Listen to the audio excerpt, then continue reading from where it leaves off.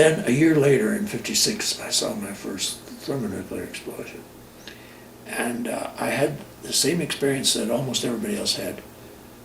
I'm not that mad at anybody. And then I recognized that by this time, the war had lasted long enough. I'm not going to live through it. All I had to do is calculate.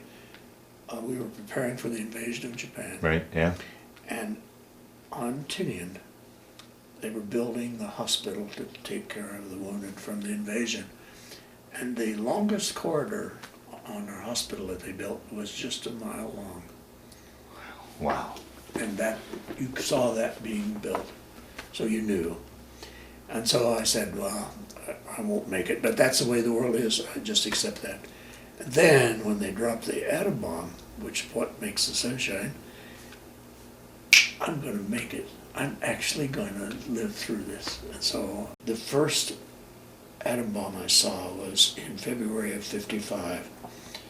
And so I was 21 then. And when the creek, we didn't have a creek, we had a creek. Yeah. When the creek went dry, we needed water for the cattle. The water table was very shallow. My dad would get sticks of dynamite and blow a hole. It would fill with water, and the cattle would have water. And so it would be a few pounds of HE. So my first nuclear explosion was a kiloton. And you don't have any idea. That's 2 million pounds of HE. Well, I confess, I never saw a fission explosion that I didn't love, because I kept thinking of how much real estate I could move back in Kansas if I had that much energy. And then a year later, in '56, I saw my first thermonuclear explosion. And I had the same experience that almost everybody else had. I'm not that mad at anybody. I don't ever want to use that in a war. And so the United States made the decision, we're not going to go that way. We'll have a few for deterrence, but we will fight a war with small things. But that meant you had to be very accurate. Russia had the exact opposite. We'll use great big ones and we don't have to be accurate.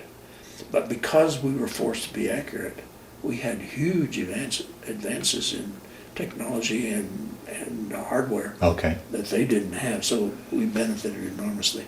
So I'm a very strong believer now that we should have a thermonuclear explosion every generation, every 15 years or so, and make the leader of every nation come and see that, because almost invariably they'll come to the same conclusion. We're not that mad at anybody. Wow. And now it's been so many years since we've had one, nobody in who's leading countries knows. And they think they know, but they don't. Yeah.